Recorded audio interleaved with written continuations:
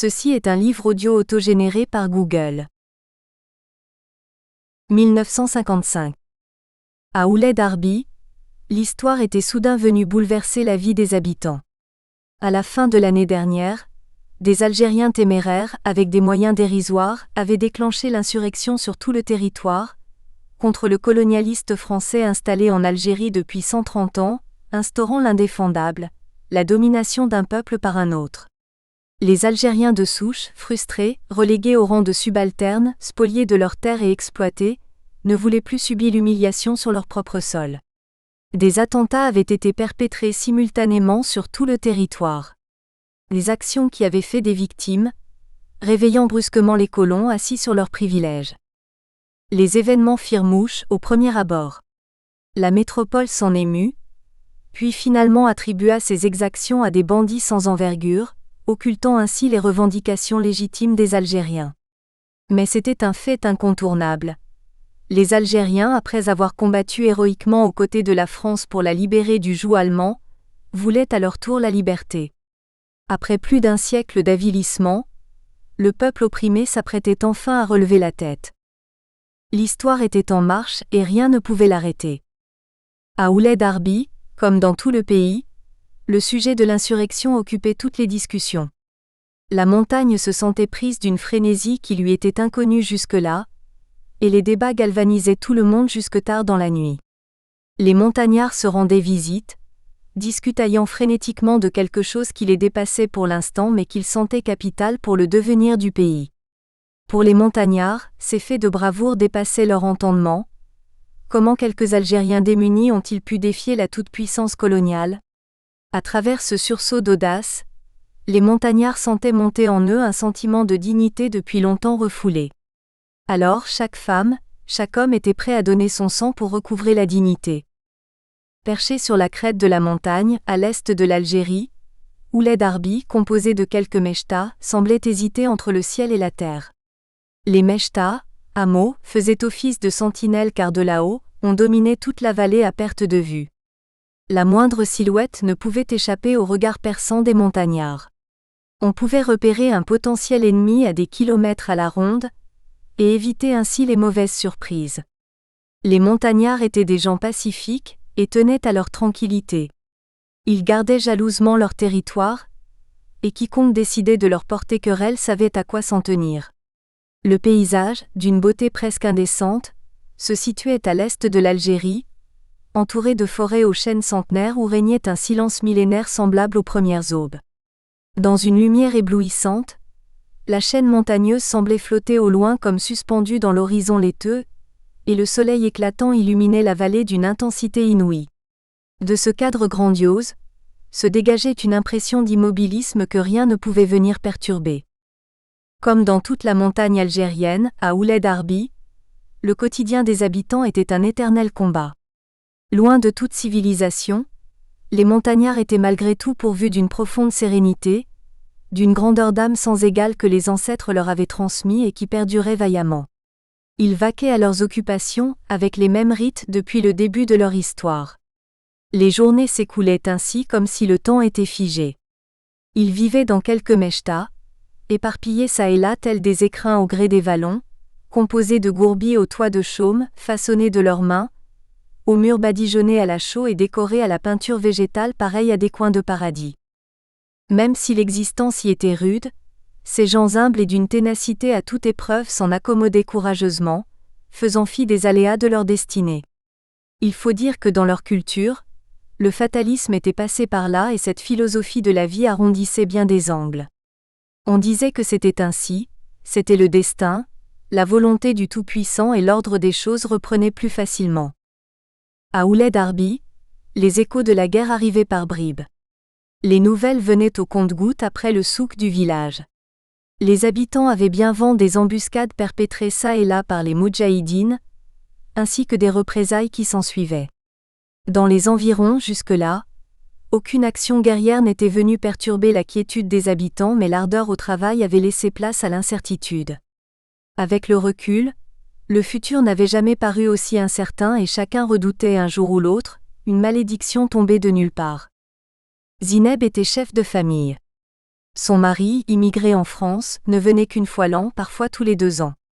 Cette jeune femme robuste, de bonne carrure et très courageuse, avait un tempérament de battante et allait toujours de l'avant. Ses pommettes saillantes, son nez retroussé et ses yeux pétillants lui donnaient un air malicieux et rieur. Son tempérament volontaire et résolument optimiste mettait de l'entrain dans sa mechta. Elle avait 2 enfants, une fillette âgée de 4 ans, chétive, et un fils de 2 ans, les yeux d'un vert limpide hérité de son grand-père maternel. Un 3e enfant était attendu pour le printemps, et elle se demandait, le cœur serré, ce qu'il adviendrait de sa famille, si la guerre arrivait jusque-là. L'inquiétude la taraudait surtout le soir, lorsqu'elle se retrouvait seule chez elle et que ses pensées se projetaient dans le futur qu'elle présageait des plus sombres. Dans la mechta, composée de quelques gourbis, vivaient des cousins germains. Salia, la vingtaine, le teint clair, le visage angélique aux traits fins et lumineux, mère de 3 enfants, mariée à Ahmed un peu malgré elle. Un petit bonhomme nonchalant, d'un naturel farceur et trouvant toujours la bonne occasion de plaisanter, même à ses dépens, ce qui agaçait Salia qui se demandait ce qu'elle avait fait pour hériter d'un tel époux. Il y avait aussi Belkacem, couturier de son état, qui avait formé Smaïn. C'était le doyen de la mechta, la silhouette allongée et malingre, le visage brûlé par le soleil.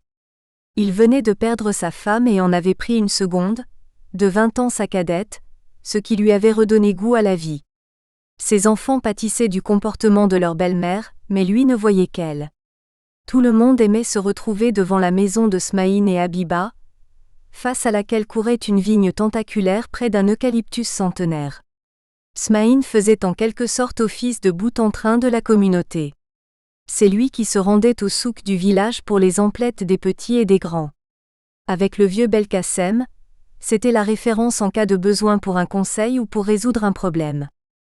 C'était l'après-midi, l'heure de la sieste. Zineb, assise sur le pas de sa porte, contemplait tendrement son fils endormi dans ses bras. Qu'allait-il advenir de lui ? Se répétait-elle, avec une terrible appréhension.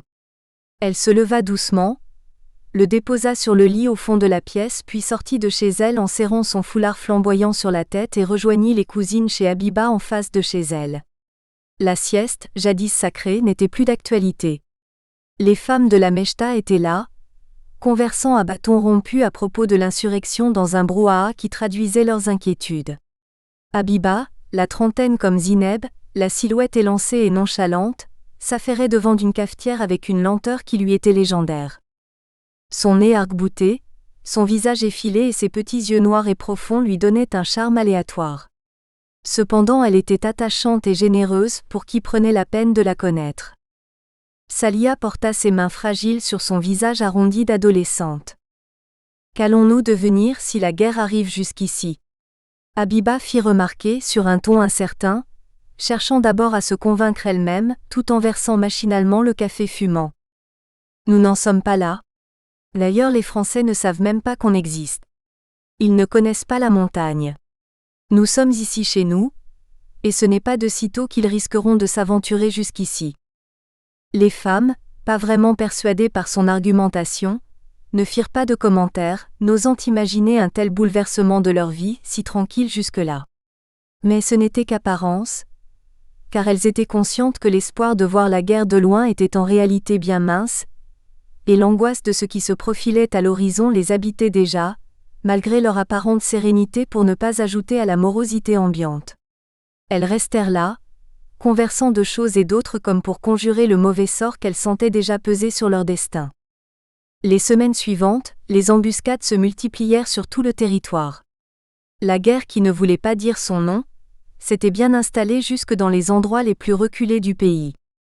Les maquisards, plus déterminés que jamais, étaient décidés à aller jusqu'au bout, jusqu'à l'autodétermination, éventualité que l'occupant refusait toujours d'envisager. Pour la métropole, l'Algérie était française et devait le rester.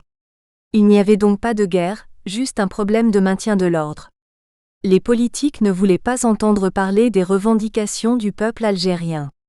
Pas plus qu'ils ne voulaient se pencher sur la question des inégalités dont étaient victimes les Algériens sur leur propre sol. De ce fait, les privilèges ne pouvaient être remis en cause. Mais les dirigeants français avaient fait une erreur fondamentale. Ils avaient sous-estimé la bravoure et la détermination du peuple indigène qui était prêt à se sacrifier pour sa cause, pour son honneur, pour sa liberté tant rêvée. Dans la montagne, on murmurait que le conflit était parti pour durer, et l'inquiétude était à son comble, chacun priant que cette guerre ne fût pas une hécatombe pour les civils. Le combat était tellement inégal, et les chances de l'emporter paraissaient si minces qu'il fallait un miracle pour l'emporter. À Ouled Arbi, la vie continuait son cours jusque-là sans fait nouveau qui puisse annoncer un danger imminent. Ici on se sentait loin de tout, sur le toit du monde. Les soirées, une fois chez l'un, une fois chez l'autre, n'avaient jamais été aussi conviviales, mais chacun se disait au fond de lui-même que c'était peut-être les dernières. Une exaltation de la vie, décuplée depuis les événements, s'était emparée de tous comme pour conjurer le sort lugubre qui se profilait, inéluctable. À Ouled Arbi, le calme était toujours de rigueur. La guerre, cette guerre sournoise, invisible par ici, semblait bien loin et chacun cherchait à éviter le sujet comme si en parler était de mauvais augure. Ce soir-là, les femmes s'affairaient autour d'un couscous dans la cuisine de Habiba à la demande de son mari. « Nous avons de la visite », avait-il juste précisé avec une mine soucieuse qui en disait plus long que sa phrase. « Qu'a donc le frère Smaïn aujourd'hui ? Je sens qu'il nous cache quelque chose », remarqua Zineb, intriguée par son comportement. Sa femme répondit sur un ton songeur. « Je l'ai remarqué moi aussi. Depuis quelques jours je le sens préoccupé. C'est peut-être en relation avec les arrivants de ce soir. Espérons qu'il ne nous apporte pas de mauvaises nouvelles. » Bientôt le couscous réveillait les sens car on avait pour l'occasion sacrifié une chèvre. L'odeur de la viande faisait frétiller les narines et saliver petit et grand. Il faut dire que tel mets n'était pas de mise tous les jours. Dans la montagne la vie était rude et l'alimentation plus qu'ordinaire. De plus, avec les temps qui couraient, la viande se faisait rare et les habitants attendaient les occasions exceptionnelles propices à un repas commun pour en consommer. Aussi ce soir-là, l'effervescence était à son comble et l'on attendait le couscous avec impatience. Les enfants ne tenaient plus en place. Leur ventre criait famine et ils se pressaient devant la cuisine de Habiba, humant à plein poumon la bonne odeur, devinant le mets délicieux qui bouillonnait sur le feu. Lorsque le repas fut enfin prêt, les femmes se hâtèrent de sortir les grands plats creux, modelés et finement décorés par leurs soins. Smaïn se tenait sur le pas de la porte, en se triturant machinalement les doigts, le regard lointain, essayant de percer la pénombre à l'orée du bois. Sa femme s'approcha de lui. « Tu me sembles bien soucieux ce soir. L'avenir est des plus aléatoires. Je pense surtout aux enfants. Dieu les préserve. » L'homme n'en dit pas plus et prit place devant la maison, scrutant attentivement la lisière de la forêt. La nuit enveloppait la Mechta, lorsqu'enfin, les mystérieux hôtes surgirent de l'orée du bois. Ils marchaient à pas cadencés et déterminés.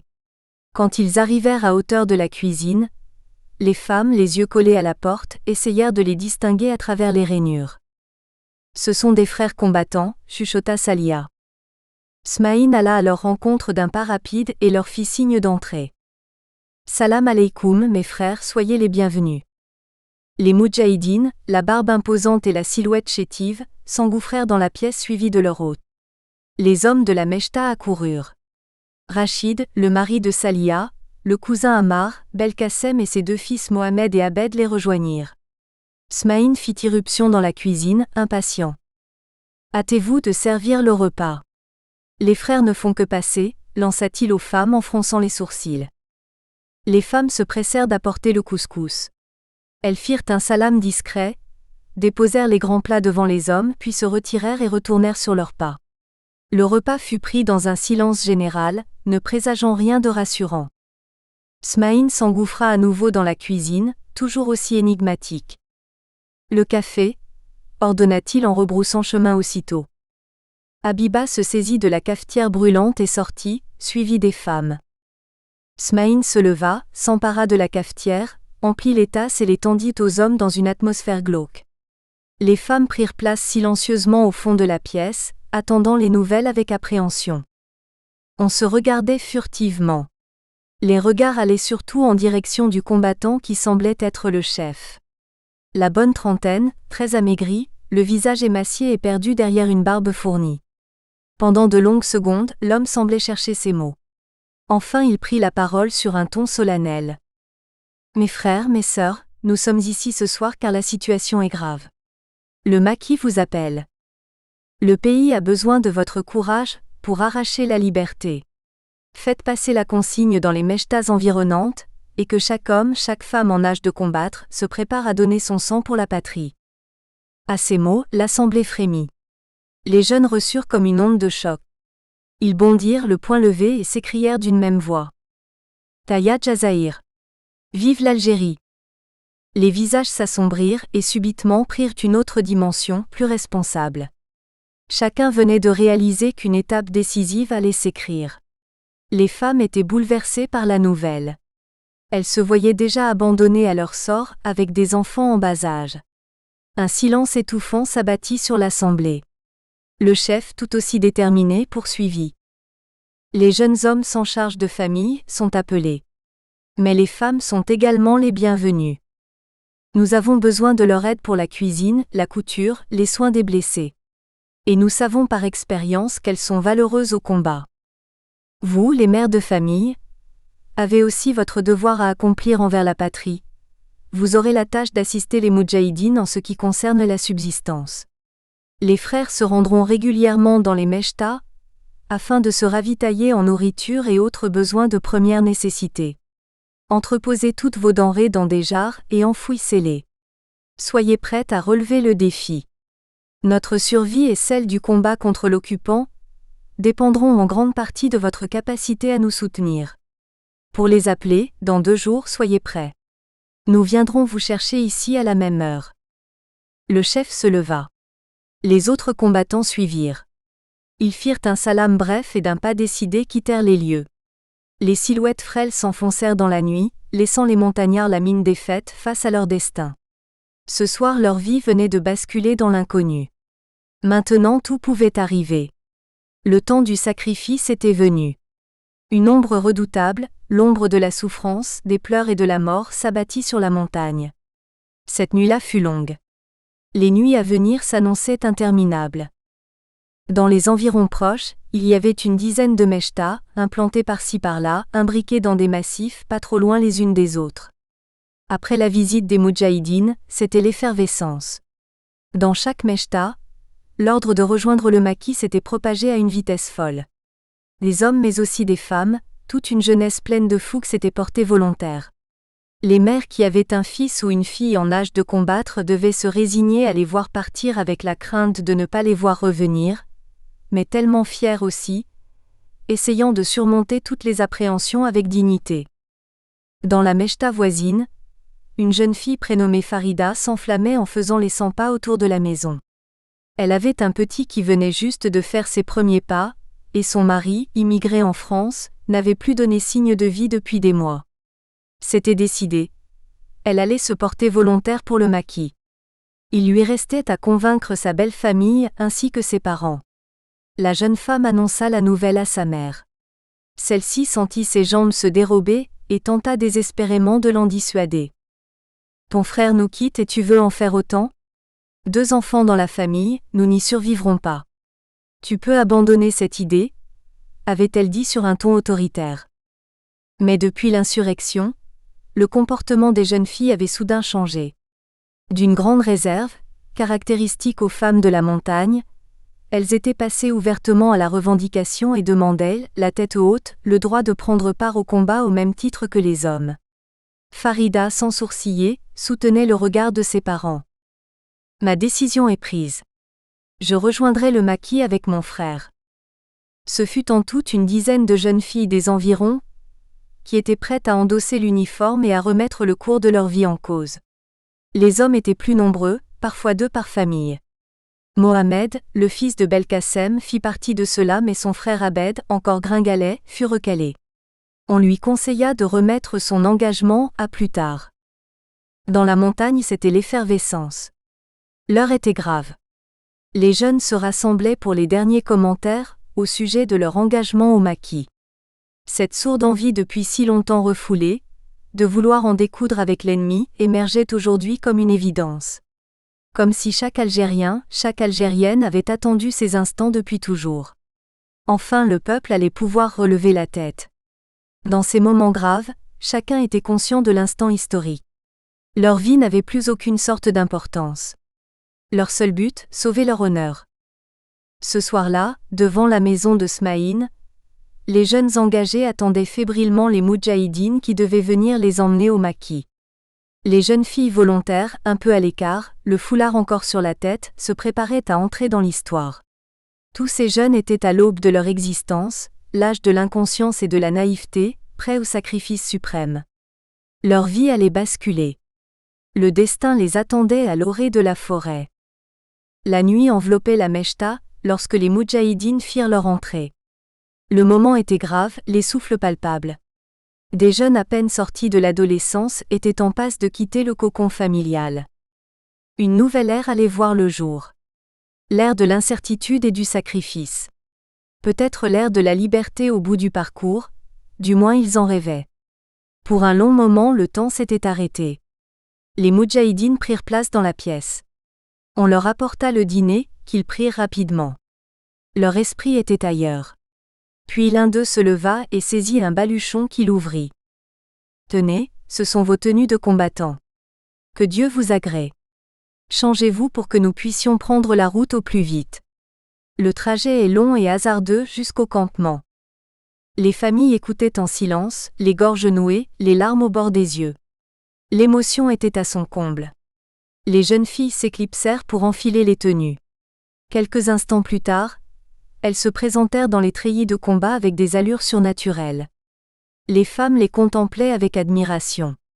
Le visage de la nouvelle Algérie était en marche. Quelques instants plus tard, les engagés étaient prêts à prendre la route.